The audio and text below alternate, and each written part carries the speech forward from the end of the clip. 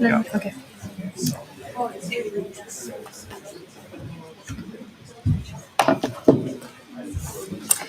Hello, can you hear me well? Yes. Well, welcome to the Entangled NIME session, a session which we were all waiting for, as it references the topic of this year's NIME, and a topic which many of us are constantly encountering in our work. Without further ado, because we're gonna keep the time in this session, I would want to introduce Entangling with Light and Shadow, Layers of Interaction with the Pattern Organ by Jasmine Budd, Benedict Gaster, Nathan Renney, and Maisie Palmer. And I apologize for mispronunciations. Hi everyone, just to check if you can hear me straight away. One sec. Ooh, I think I just muted you after I asked that question. So could you tell me in the chat, Albert?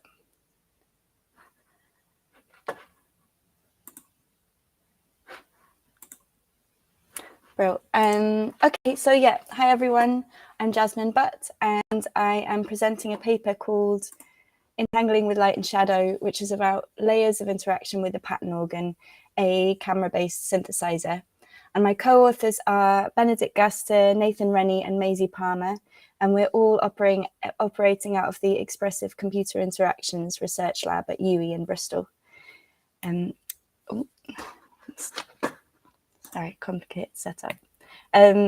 So just to jump straight in with the entanglement theme, Frauenberger in 2019 wrote a Tokai article called Entanglement HCI, the Next Wave, in an effort to sort of sketch out a roadmap for designers to start to think about their own work within an entanglement paradigm. And this was particularly interesting to musical instrument designers who are beginning to sort of question the boundaries and the binaries that have been built up in their field over time, particularly in Western discourse, such as the kind of enacted and drawn boundaries between the mind and the body, or the human and the instrument. Oh, hang on one sec there. Or the parts of the instrument itself, like the mapping space, the interface, the sound engine. So around the time of this article, and increasingly since it was written, there's been this lively discourse around kind of post-humanist theories and materialist theories within NIME and other music technology communities. And this paper kind of aims to be make a theoretical contribution to these discussions, particularly looking through the lens of just interactions with one instrument, which is the pattern organ. So in my own wider practice that's kind of shaping this research, I'm really interested in analog optical sound and sort of practices of subverting the analog optical soundtrack on film. So the way that experimental filmmakers use a variety of different material processes using objects and machines and environments to synthesize sound.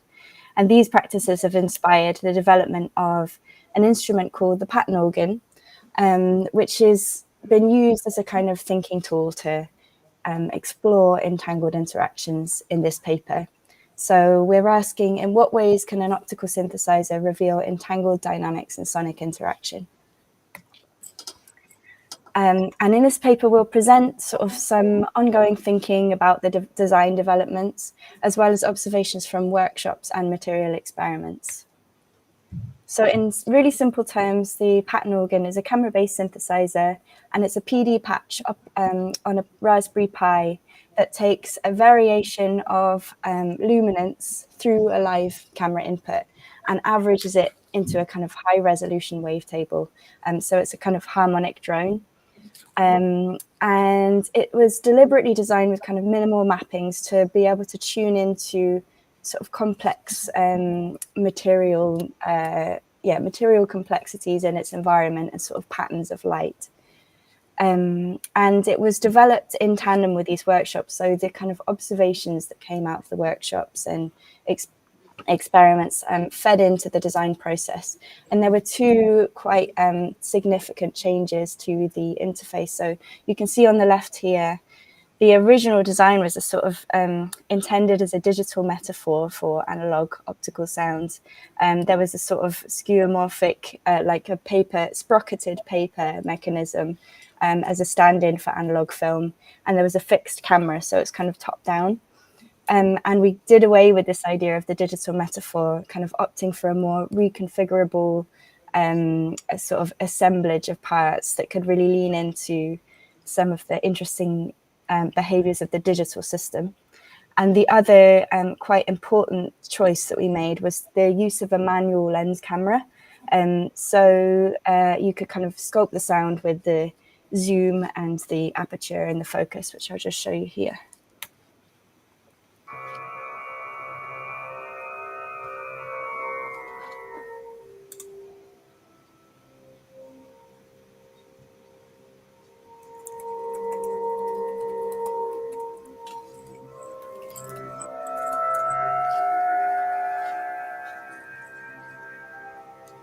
I'm hoping you can hear that sound because it's very quiet to me. But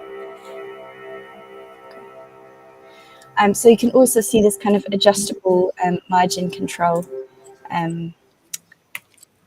So we ran multiple workshops in community settings and in conferences last year. But there were two that were part of a formal study. And the first was at Pre-Chi at UE, Bristol. The second was last year's NIME at Utrecht. And participants were asked to explore these kind of prompt cards and materials that were in the room.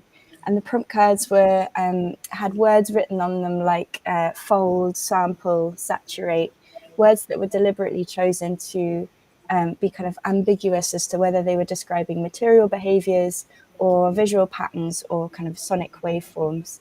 And the participants were asked to choose some of these words and find materials and see if they could sort of find ways of interacting with the instrument that related to these words. They were also asked to sort of explore the materials in a more sort of free-form, loose ways, kind of just seeing what kind of sounds and visuals they could get out of them. So out of these workshops, we came up with 5 observations. We kind of transcribed and engaged in time stamping and sort of lots of discussions around some of the things that were said and done in the workshops. And we worked towards a kind of loosely structured qualitative analysis, building towards a diffractive analysis where we were exploring differences as well as similarities between the things that were happening in parts of the workshops and both of the workshops together. So out of this, we kind of came up with 5 overlapping observations, which I'll go through quite quickly for the sake of time. So the first one is around this ambiguity and sustained interactions. So as these kind of patterns, layers and layers of different patterns built up with transparencies and pattern carpets and light sources and shadows, there was this kind of ongoing sense of like what caused that change in the sound or in the visual, and that prompted sort of ongoing exploration. So participants were kind of suspended in the interaction and they were self-sustaining. And in these more complex kind of layered interactions with the sound, we really noticed that people were kind of tuning in and out of different parts of these patterns. So sometimes they would look through the transparencies or look through the patterns, ignore them completely or not notice them. And other times they would kind of notice and tune in. So this is a really nice example where one of the participants noticed that the ceiling tiles were kind of having an impact on the sound, and they said there's a drone underneath us. So they got someone to sort of turn the light off and then twisted the camera to line up with the tiles to kind of make it more of a solid part of the audio output. And we really noticed that when people were using these prompt cards with specific intentions of how the materials should behave or how they kind of expected them to behave and entangle with the instrument, most of these interactions were kind of marked with disappointment, where people would hit up against the limits of these kind of entanglements, of the limits of the instrument, and just cut so the interaction was kind of sort of stopped dead in its tracks. And there were quite a few examples of this where people were exploring distortion, but there was a specific kind of intention or expectation that kind of stopped the interaction. Even though there might have been interesting behaviors happening, there wasn't really room to kind of lean into these other sort of, interesting entanglements. Another thing that we realized was that the kind of parametric control of the instrument, there wasn't this kind of separation of parameters. So if you think about a camera lens, how you have the zoom and the aperture and the focus, on more affordable lenses, maybe the expensive ones don't do it, but if you change the zoom or the focus, you kind of have, or the aperture, you have an effect on the other two. So these parameters are entangled, they're not separate, and they're working together. And we really found this, changing the camera lens with a sonic output kind of really tunes you into that fact.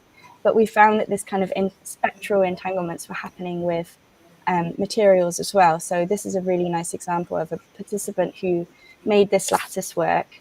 And there's kind of all of these, the action of sort of stretching and twisting and moving it was having these kind of multiple parametric controls on the sound. So there was kind of pulse width changes and wave folding and sort of harmonic, perceived pitch changes, all kind of embedded in one material.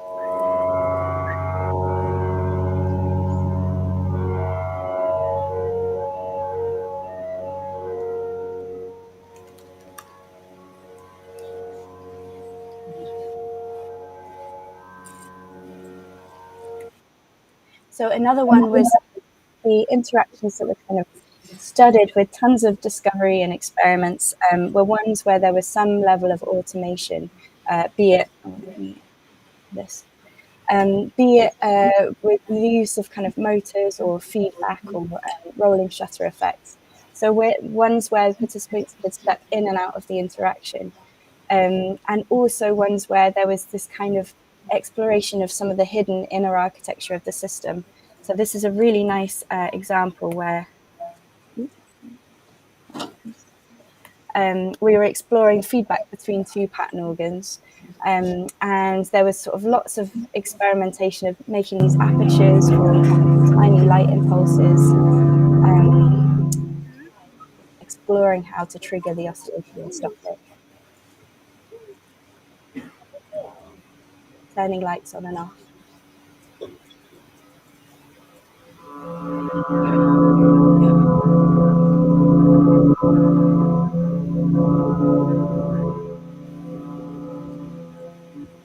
So also kind of exploring the light sensitivity of the camera, how you could flood it to stop the oscillation, or the kind of the way that the latencies of the two systems were kind of creating this undulating rhythm.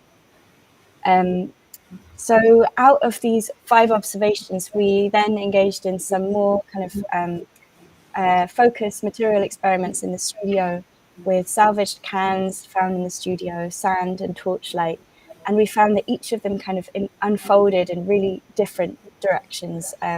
So the salvaged cans made us think of this kind of innate visual rhythm. We put them on a motor, and there's this kind of visual rhythm of commercial product design, and also kind of wear and tear, material history of these kind of crumpled reflections. The sand made us think of this composite sounds of tools and materials, how action and kind of the trace of it can be coupled in sound. And we were using torch with the sand, so that prompted the next experiment, looking into sort of temporal probes and rolling shutter effects, how you can reveal these hidden system behaviors and sort of find out the refresh rate of the torch and the frame rate of the instrument and how they interact. So all of these, the design development, the kind of observations from the workshops have made us think and really consider this idea of enabling material drift, considering how we can decenter the human and think about influence rather than control, and building instruments that are kind of make room for tuning into different complex material entanglements outside of the system enclosure, and kind of stepping back, allowing human intention to step back and not out of the frame completely, but just understanding that it's sharing that with other kind of objects, non-humans, and the wider environment. And Yes. It's also made us think about fluid assemblages and complexity, how we can understand the kind of lively and unstable edges of our instruments, and understand that in different environments, the instrument becomes a different instrument. And also this idea of powerful actors, how we can recognize the potential powerful actors in the kind of parts of the assemblage. So a good example is we realized that the initial prototype design had the camera acting as a kind of transparent window where the input could come in. And in kind of changing the kind of giving it more agency and using a manual lens and allowing the angle to change, it became a really powerful sort of characterful part of the instrument. So I'll end on another Frauenberger quote, and I will maybe do this. So yeah, Frauenberger said, in order to kind of deepen our understanding of the mutual dependence between humans and objects, we might design hybrid things with ambiguous boundaries and propose programs of actions. So I will end on that quote, but also I'll say, speaking of hybrid things, if anyone was interested in exploring this kind of visual harmonics as an input for different kinds of synthesis, please get in touch. The PD patch is in the link in the paper. So yeah, if you have ideas for that, get in touch, and I'd love to hear from you. So thanks very much.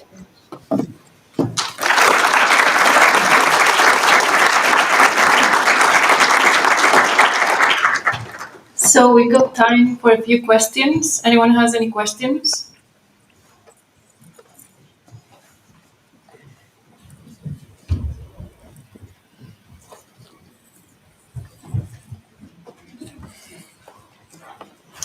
Hello, can you hear me? Yeah. Great. Thanks so much for the presentation. Bear with me when I cope with the terribly disruptive echo. It's brain scrambling in a way that you don't really appreciate until you start talking into the cube. My goodness. Is that from me? I'm very sorry. Entirely on this side, there's nothing anybody can do about it except okay. bear with it. Really great to see you guys explore. Oh, plug my ears. That's a good idea.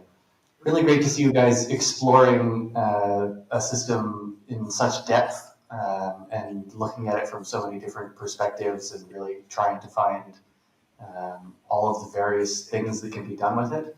I'm really curious to hear what you are thinking about as future work with this system. There's so many ideas. We've actually also written a paper for audio mostly, which is coming out next week, around sort of composing this kind of materialist approach to composition using the same instrument. And so that was kind of future work for this paper, but it happened quite quickly. So that was kind of looking into bricolage practices and this idea of the 4Es theory of cognition, so kind of distributed cognition, which we're kind of leaning into more in our future work. But yeah, like I said at the end, I'm really interested in how these kind of higher resolutions of control and kind of input can maybe be used to explore different kinds of synthesis as an input. So that's something that I'm really interested in as well.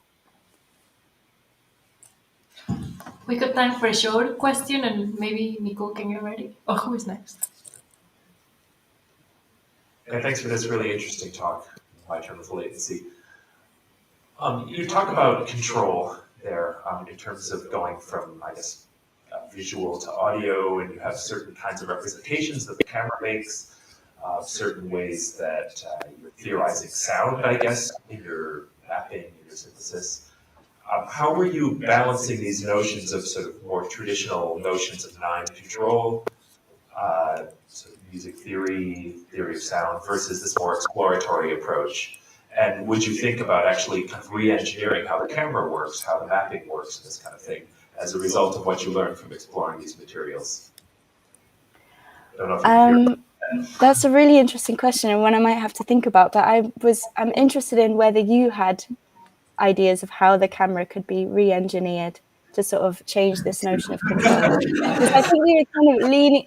we were, yeah, it's an ongoing development. We were kind of leaning into this idea of how the camera could kind of become, have a little more agency in the process. But yeah, I'd be interested to hear your ideas, because I feel like you might have had a couple. I don't know if my ideas are any good, but cameras encode this notion of X and Y, right? You have sort of like, here's your horizontal, here's your vertical, here's the brightness or color of each of the pixels. And I guess there's no particular reason that you need to take that form of representation of an image. What if you rotate it on its axes? What if you transform it in different geometric ways? I suppose you could literally hack the camera and glitch out the sensor in some way. Yeah, that's an idea that I'm really, really fascinated by, and I'm kind of really interested in how that might happen optically on the other side of the camera, but I'd not considered hacking the camera itself. But yeah, in my wider research around sort of analog practices and this experimental film, people have done so much work with creating these kind of apertures and playing with the really odd sort of diffractive behaviors of light in order to kind of expose light onto the film in different ways, using kind of strange lenses and kind of prisms and things like that. So that's something that really fascinates me in terms of what those kinds of optical diffractions might then be able to do to the sound. But I guess I've been thinking more in terms of the other side of the camera, using light and shadow sort of outside. But yeah, hacking the camera would make it a lot more neat and tidy for sure. Thank you very much, Jasmine. We will move now to the next presentation. Sure. Thank you. Bye.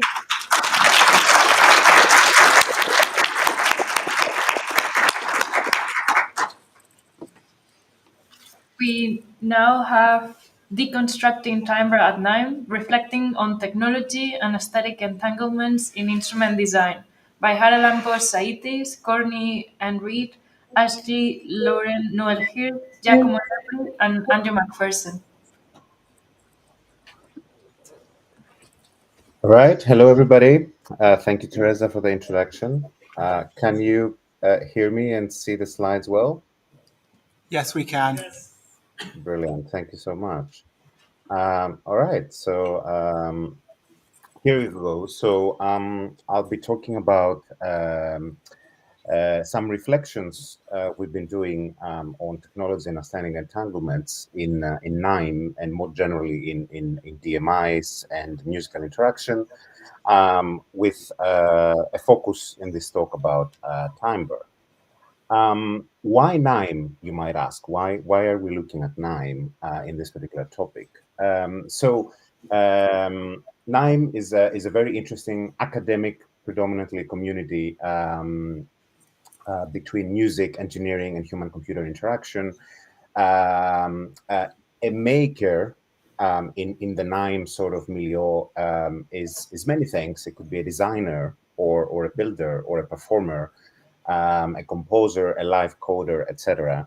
And as such, they act as creative and critical users of tools, computational tools, but also physical, whose practice has the potential to reveal new insights and understandings about the world in which we live.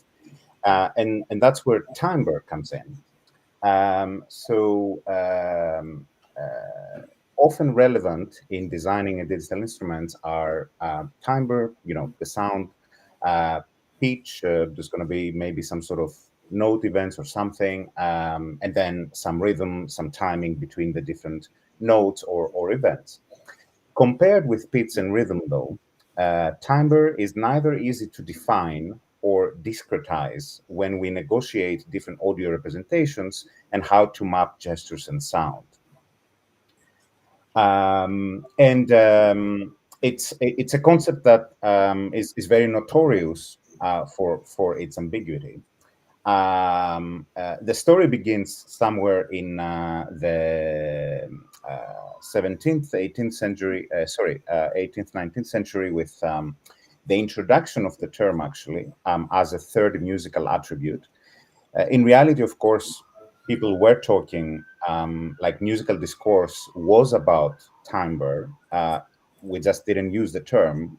People were using more metaphors and other types of vocabulary of language to describe something that is not pitch, it's not loudness, it's not duration, it's something else. And eventually we arrived in the 20th century in the American National Standards Institute definition of timbre as something that is not pitch or loudness, which of course is a definition by negation, and it sort of shows the challenge, the historical challenge of positively defining what timbre is.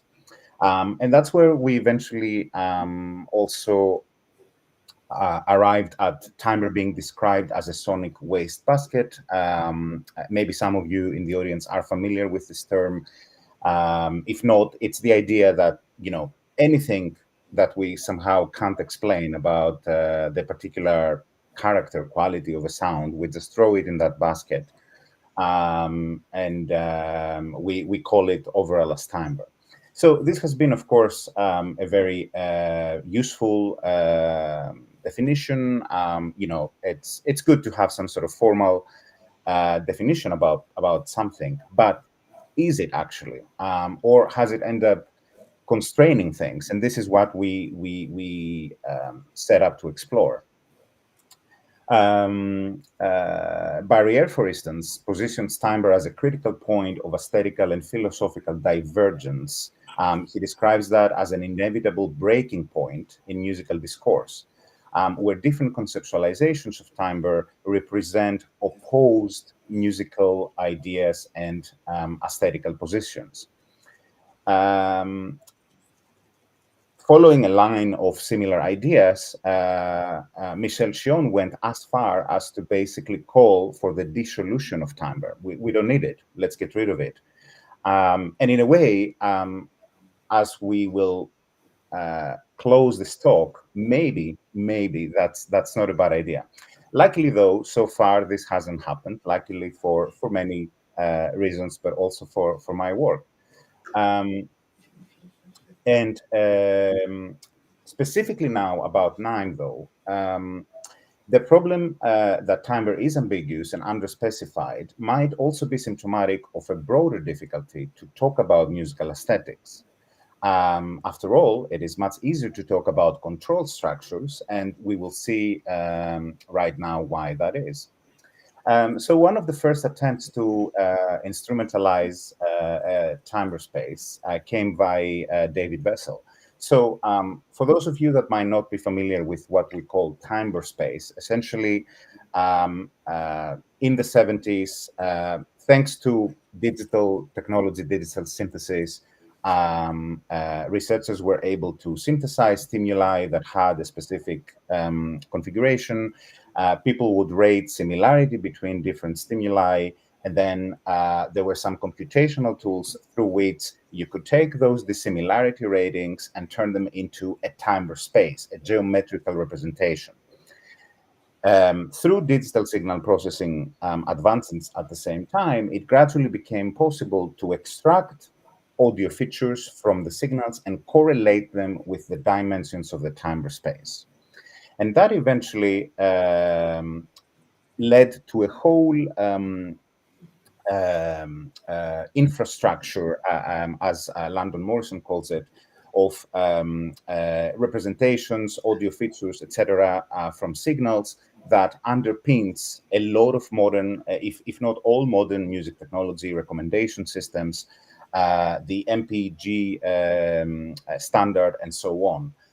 So it's interesting how Morrison traces this, a lot of the technology we're using today back to this idea of having something that is supposedly a perceptual dimension, and then an audio signal, an audio feature extracted from a signal correlating to that.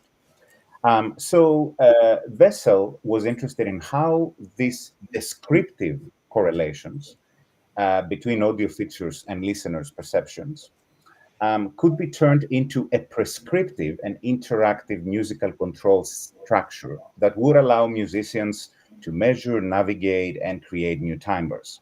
And this has really dominated the NIME discourse ever since, and not only the NIME discourse. It extends to Izmir and to the broader music technology, music computing communities. Now, this points to some sort of representationalism, right? So timbre is a pre-existing sonic property that can be controlled. We highlight this. We neither endorse nor reject this the representationalism that is widely found in the sciences.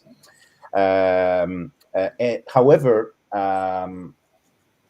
we want to also highlight recent critical discourse in NIME and the broader HCI community about how representationalism eventually seeks universal definitions that apply to entire communities, but we might want instead to attend to specificities and effects of difference. And that's what Barrett's agential realism posits. If we look into this more relational approach, timbre emerges through the act of music making itself, through the entanglement of everything that is at the core of producing a sound, making a sound. It's the audience, it's the musician themselves, it's the instrument, it's the space, it's everything.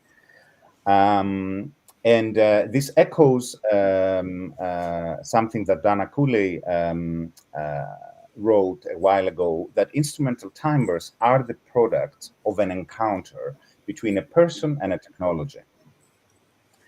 So our main then question was, considering all the background, how is timbre constructed in the NIME literature? So we conducted a corpus-assisted discourse analysis on the whole NIME corpus, plus ICMC for comparison reasons, and I'll explain that in a bit. We ended up analyzing 2,132 papers, and the first thing we looked at is, how key is timbre at NIME? So we looked at keyness analysis, comparing the timbre corpus with a much larger reference corpus, and looking at the G-square threshold. So as you can see from this graph, timbre is a key, is an important term in NIME, is a keyword in the sort of pure statistical sense of the term. But it is, of course, much less than pitch or mapping or gesture. So we are using these other words as kind of comparisons or anchors. So music is more of a, we wanted to see that indeed music is a 100%, let's say, keyword in NIME. And we look at gesture and mapping as key terms in the community, following up recent work, critical work on these terms as well. And we don't want to suggest that pitch is a well-defined concept, like perhaps, in fact, none of these concepts is well-defined. So that's not only a problem of timbre. But we focus on timbre, and while we do that, its ambiguity connects to a broader pattern of technology and aesthetic entanglements.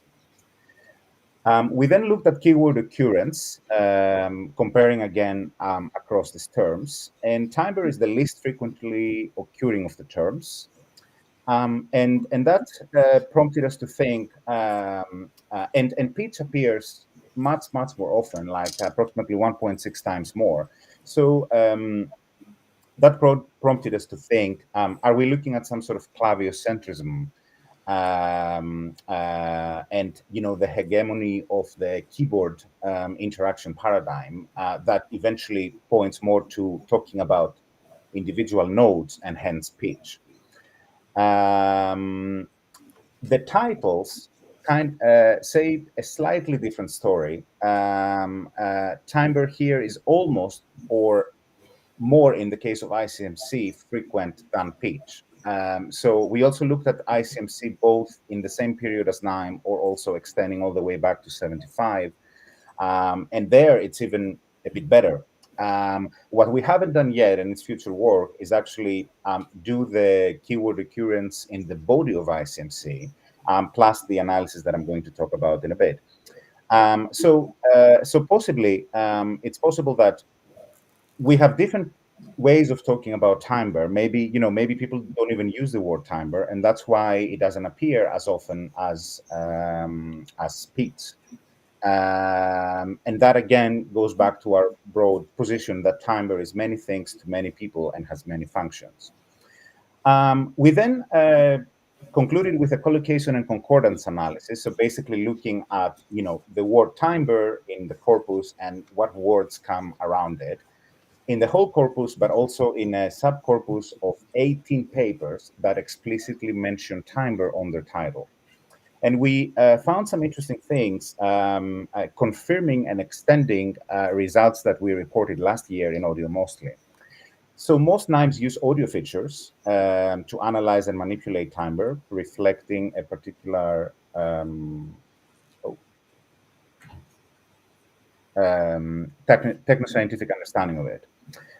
Choice of tools informs timbre negotiation, and this echoes a bit findings from a survey with instrument makers about being pragmatists and influenced of their environment. It points to a discourse about materiality of models, data, and MIR approaches. And we also noted that NIMEs, there is a preoccupation in NIME with timbre as something to be controlled. And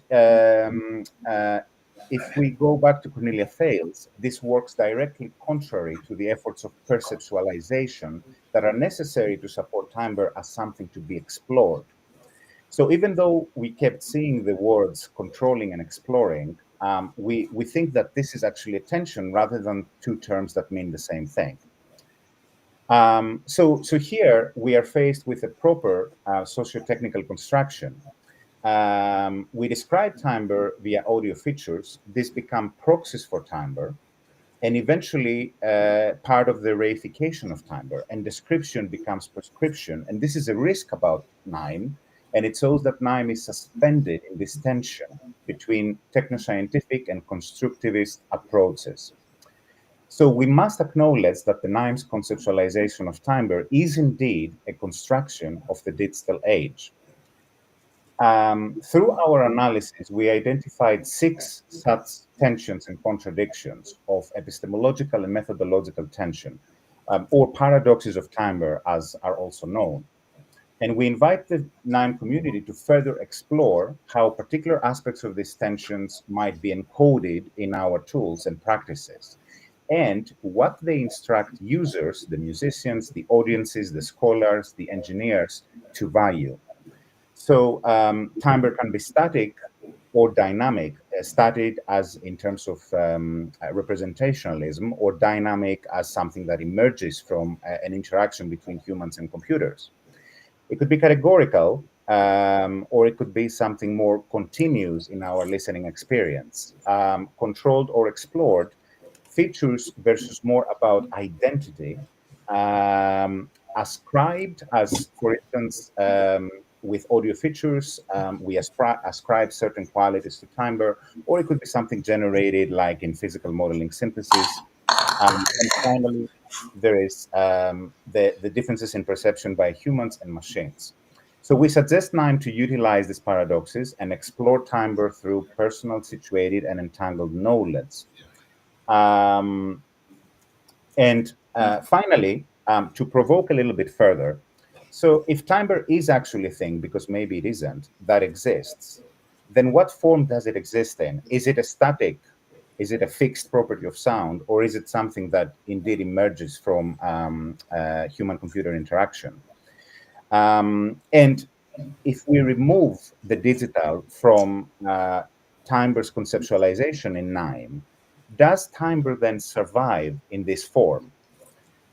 We don't have an answer, and maybe that's not the whole point, but we wish to sparkle a conversation around these ideas, and how this can influence both research in NIME and also in Timbre across other disciplines. Thank you so much.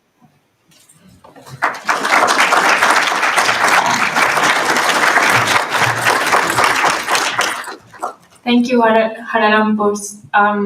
While Nicole sets up, maybe we have time for a quick question, but it has to be brief, unfortunately. Anyone? Otherwise, I do have a question. Oh, sorry, I'm in the middle.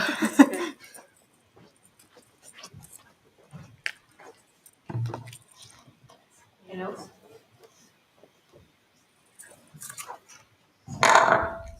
I will ask the question then. I completely agree that uncritically subscribing to this features proxy of Timbre definitions is unproductive, and that it often lacks a critical approach of at least just reflecting on the terminology certain papers are using and why are they doing that. It would be great if at least a section was included in some papers to engage with these questions, but I wonder if that is enough. And you propose this series of tensions that go very much in this direction of steering the actual practical implementation of technologies in NIME that engage with Timbre. But I was wondering if you could talk about some projects. It has to be brief, unfortunately, but of your students who are engaging with these questions, and how are you putting these tensions into practice? Like, how are you designing with this whole critical idea? Yes, thank you for the question. As a matter of fact, there is another paper in NIME this year with one of my students and one of the collaborators from this paper now, where what happens is that there is an extended conversation and co-construction of timbre and audio features between a scientist, a technologist, and somebody who is a performer, a practitioner. And there has been very, very interesting insights there as to, for instance, how the artist wants to work with some audio features and what they might be able to do with them, and how they try to translate their artistic ideas into, honed down to one or a few specific audio features. And then there is the scientist who tries to formalize that and think of, more scientific, technological questions around it. We also had a hackathon a year ago. So that's the Audio Mostly 2024 paper, where we basically had this idea of inviting mostly audio developers, audio technologists, not makers, to design a timbre tool for an instrument maker. Of course, that's a very vague idea, but there we were able to see again how people with perhaps different notions of timbre eventually came together in a team in a very specified, short amount of time to create something around a shared notion. They had to negotiate timbre and so on. And we're also now developing a follow-up on that that incorporates some of the findings from the paper I just presented. Thank you very much, Haris. Can we give an applause, please?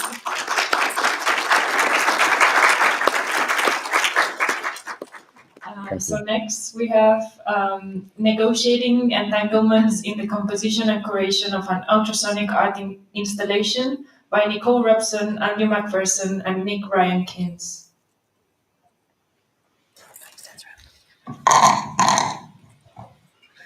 Hi everyone, my name is Nicole Robson and I'll be presenting this paper today that Teresa so beautifully introduced on behalf of my co-authors Andrew McPherson and Nick Bryan-Kinns. Huh.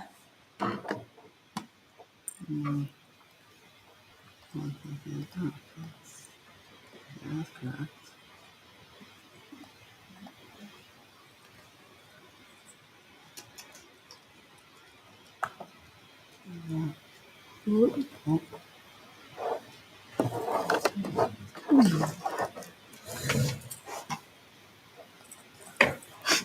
entangled.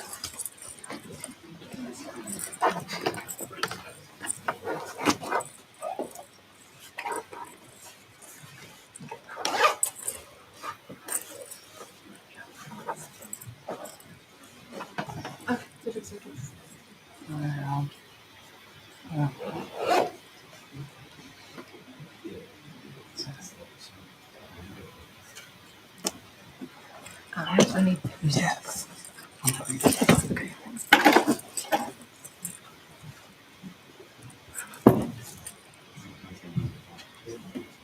Okay. So the central idea of this paper is to examine the process of creating a sound installation called sonographies. And we characterise that process as a negotiation because the project was guided both by artistic intention to create certain aesthetic effects and to foreground embodied modes of experience, while also working to decenter human agency and allow the non-human agencies of the technology and of the gallery to inform creative direction. And this negotiation is explored through first-person documentation, using research through design methods to articulate its twists and turns. So I'd like to begin by sharing this quote by the sound art scholar Brandon Lebel, for whom they characterise sound as a material as intrinsically and unignorably relational, propagates, vibrates, communicates, and affects. Sound is entangled with the material and acoustic properties of place, and with the bodies and perceptual activities of those who listen. It's hardly surprising, then, that entanglement theories have been adopted across the fields of sound studies, musicology, and now NIME. In our paper, we draw specifically on Karen Barrad's agential realism, though other entanglement theories are available, which posits a radically relational view of reality, not as consisting of discrete subjects and objects, but as phenomena that is co-produced through the dynamic interactions or interactions of matter and meaning. Importantly there, agency is not an exclusive property of humans, but enacted across human and non-human configurations. And given that we're using first-person methods in our study, I feel it wise to kind of address this epistemological tension for how can we create knowledge from anything but a human perspective. And so in our paper, we temper Barrad's post-humanism by advocating for an embodied perspective that could interface human subjectivity and the material world. And we're inspired here by both design practices from the field of HCI, particularly within more than human design, such as the acts of decentering and also designing with non-human agencies. But also importantly, installation practices from the sound art tradition are a key influence on this work.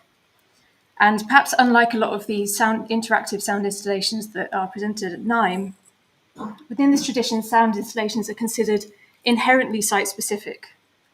Because if we take a relational view of sound, as I described at the beginning of this presentation, then if we put speakers into a space, then we have to acknowledge that the sound of the composition is also being shaped by the acoustics of that place. And so artists working in this tradition seek to harness and work with the materiality of a space to shape the installation itself. And in a set of interviews that we conducted with artists a few years ago, it was described as a process of kind of bringing together or assembling these different agencies from the ground up, rather than imposing artistic agency on the work. So I'll next move on to talk about the installation sonographies, and this is the second artwork that has been created with an ultrasonic installation technology. It was first described in a NIME paper in 2022. And I direct you to that paper for technical details, which I'll just briefly describe here. So essentially, a multi-channel composition is composed in the audible range, and then each channel is shifted into the ultrasonic domain using amplitude modulation before being output to a tweeter in the installation space. And so the piece itself is sounding physically in the gallery, but above the range of human hearing. And listeners wear these special devices that we've developed, with microphones on the outside of the headphone ear cups that capture sonic phenomena, the ultrasonic phenomena, route the audio signals to a teensy microcontroller where they are shifted into audibility by the same processes of amplitude modulation. And the original composition really retains a lot of the same kind of audio fidelity, but these processes of modulation utterly alter the kind of spatial appearance of sound, and importantly lead to the Doppler effect becoming exaggerated, such that sounds bend and shift with the movement of a listener. And this is something that we've described in our other past NIME paper as a kind of interaction without sensors. The artwork Sonographies was guided by the particular artistic intention to emphasize these intimate and relational qualities of interaction through both the sonic composition and through the curation of the piece, which was done in collaboration with Eva Martinez, a dance dramaturg and art curator. And before I move on to talk about the study, I'll share a couple of short excerpts.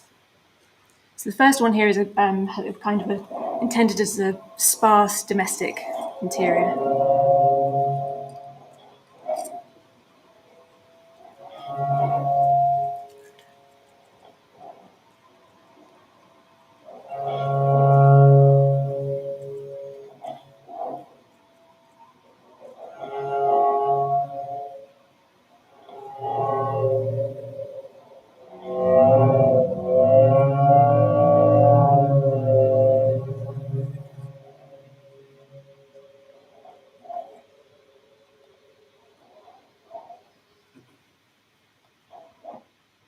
And the second excerpt, more of what I call a kind of intimate sonic soup.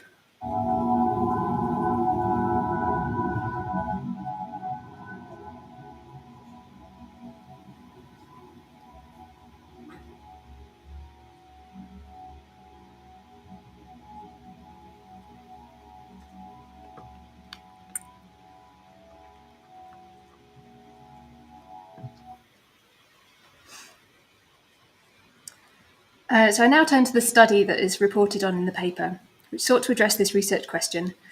How do non-human material influences shape my artistic practice and process with the ultrasonic installation?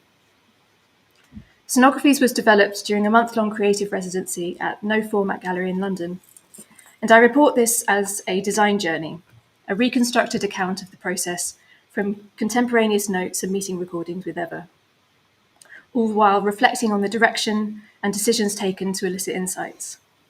And this journey consists of 4 design events, each of which offer insights into the interplay of human intention and non-human material forces. The design journey is written in the first person present tense, and I'll shift to that voice now, quoting key parts of the paper. I spend the first day of the residency looking, listening, singing, making sketches, and writing notes.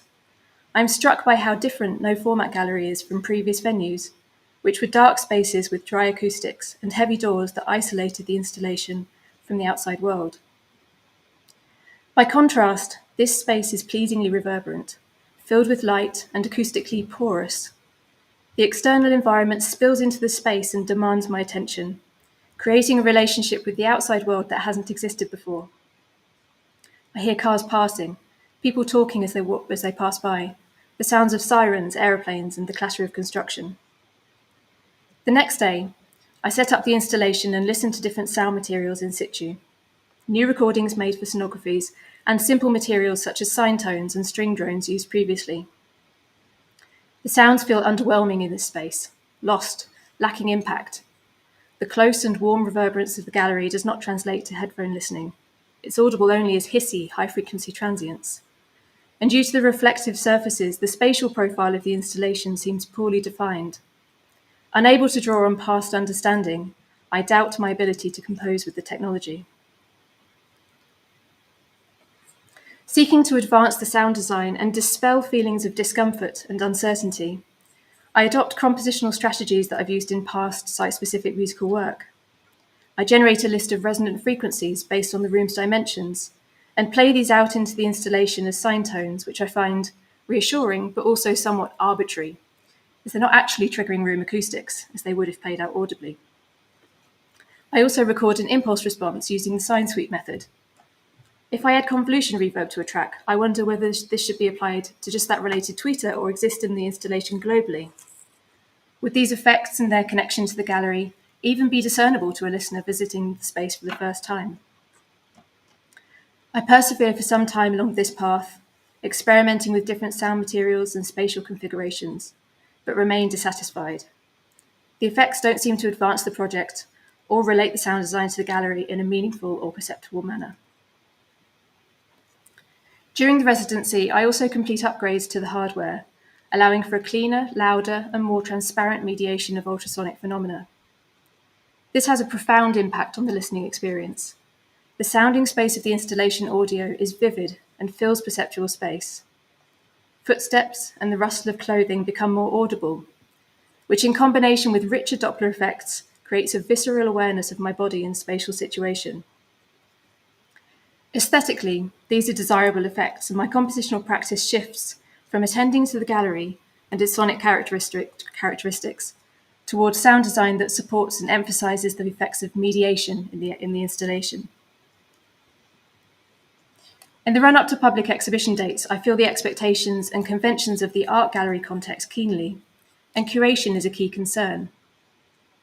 Eva Martinez invites me to consider the whole experience, how visual, tactile, and linguistic stimuli might coax a listener towards an embodied mode of perception, and how liminal spaces, the entry and the exit, can be held and actively contribute to the artwork.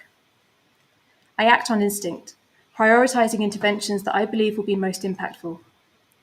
A text provocation to listen with headphones, listen with your body, listen with the space is displayed at the entrance. The windows are covered by long, semi-sheer white curtains, and the space is lit in soft pink. The electronic circuitry is rehoused in an organic form, bringing the object into the aesthetic sphere of the artwork. I reflect that our curatorial interventions had a greater impact on the listening experience than I had initially imagined, creating what Eva calls an intentional space, meaning that the gallery is no longer the background, its materiality contributes meaningfully to the art experience. And while the interventions are subtle, they are intentional and therefore perceived in relation to the sonic. In the paper, we discussed feelings of doubt as connected to the act of decentering human agency, and also reflect on the ambiguous relationship that sonography has to sight. However, here I'm just going to highlight one of the discussion areas in the paper, and that is how the final installation design aligns aesthetic values with material agencies. So design decisions were always made into the aesthetic register, asking, does this serve or detract from the intended experiential mode? And I find this quotation by Wilkie and Michael really resonates with my orientation to the more than human elements. The intention was to create coherence or an alignment between the sound design, curation, sonic and material qualities of the gallery. So in event 2, where I was trying out site-specific methods, the devices that I developed this way did not cohere with the installation, nor work to produce a cogent event, i.e. one that was compelling or convincing. And yet, then in event 3, where this small tweak to the installation technology really changes the experience of sound and coheres with the desired aesthetic, producing an effect that is cogent and compelling. And so in conclusion, our study shed light on how the installation works and how it creates aesthetic meaning as a NIME entangled with the material agencies of sight and technology. I think there are two kind of maybe key takeaways that might be relevant more widely here. Firstly is that we found aesthetics to be an emergent quality of the entire assemblage, i.e. not something that could be mapped or manipulated within the system design, but rather a cumulative effect of compositional practice, curation, technology mediations, and the materiality and sociality of the gallery. And secondly, our experiences highlight the fragility of the installation, that it had to change so much as we moved it from one space to another, and suggest that an attunement to entanglement also implies a sensitivity to flux and change, and a conception of NIMEs as more like events rather than objects. And so finally, we'd like to end with a provocation for NIME to embrace practice research to elicit detailed understandings of musical entanglement from embodied human perspectives. Thank you for listening.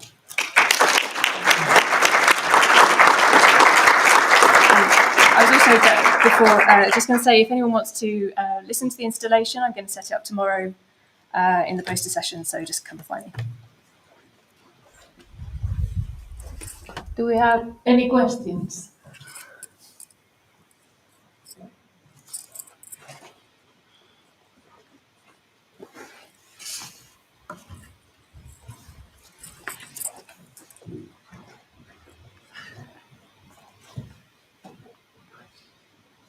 Oh, thanks for that. It was great. I really like that. Just a very simple question, but you talked about this idea of being senseless, or could be either of those senses or listening. Oh, yeah. Could you just expand on that a little bit? That the installation is sensor free. Is that the point? That's it. Yes. Yeah. So essentially, it sort of demonstrates a kind of alternate paradigm, I suppose, one that comes more from this sound art tradition. I've been very interested in how, by placing sound sources in a space, actually the experience of moving through the space can sort of feel interactive. And that's something that I was trying to sort of heighten or exaggerate with this design. So there aren't any sensors detecting your movement and mapping that data to a sonic output. What you hear is your acoustic entanglement with sound in the space, kind of sonified and magnified. So that's what I'm really getting to there. That's the distinction. Do you perceive the person's acting as being sensitive? You could say, yeah, you could say that, yeah. And arguably, you could say that the microphones are sensors because they're detecting the sound, which is a kind of representation of you in space. It's changing as you move in the space, yeah. So you both have this sort of changing spatial relationship to the different speakers that are placed and sound materials that are in the space. And there's also this sort of movement interaction in the sense that the piece is kind of warping with your movement. Any other questions? Here? Someone's speaker. I think there are two threads that I'd be interested in you elaborating on. One was the idea of preconceptions and how that changes the way that people embody the experience. So I guess my question around that is, what sort of thinking went into the sort of preconceptions you wanted to give people, and how did you go about doing that? And then the second is just that last idea you had around NIMEs as events, and if you'd like to elaborate on that potentially in connection with preconceptions as well. Yeah, thank you. So the first one, I by preconceptions, I'm kind of assuming that you mean what is the experience that I wanted people to have, what I was sort of designing for. There've been two iterations of this piece, and the first one, being with the waves, was much more representational. There were voices in it. It sort of directed your attention in different ways. And with this artwork, I really just wanted to focus on the feeling of interaction, on this, trying to heighten and foreground this quality of this very kind of intimate quality of relating with sound in the space, which is hard to put into words, right? It's quite abstract. And that's why I was kind of trying to strip back a lot of the things that I'd done in the first installation. So this was more abstract, I suppose, but the intention was to try and foreground this kind of felt sense, to sort of encourage people to adopt a sort of way, a mode of experiencing the artwork that would help them to attune with that through the use of the text that I mentioned in the presentation. But then also, I suppose, is just kind of drawing on my own kind of intuition and aesthetic feeling as to how that might be achieved in the presentation of the work and in the choice of sound materials. And on the sort of NIMEs as events point, I think this has kind of come up in similar ways in earlier presentations in this session. The idea that some instruments aren't necessarily kind of stable assemblages. They might change if you move them into different places or put them into different communities. And so I suppose I'm just trying to highlight that as a point that might actually come to inform design, because that's something certainly that I've encountered very strongly working with this particular technology. I move it to a different space and I have to completely maybe completely reconsider how the design works in relation to the space. So that's maybe a bit more of a kind of open question, but perhaps that begins to address your question. Thank you very much, Nicole. And could we have an applause for Nicole and the rest of the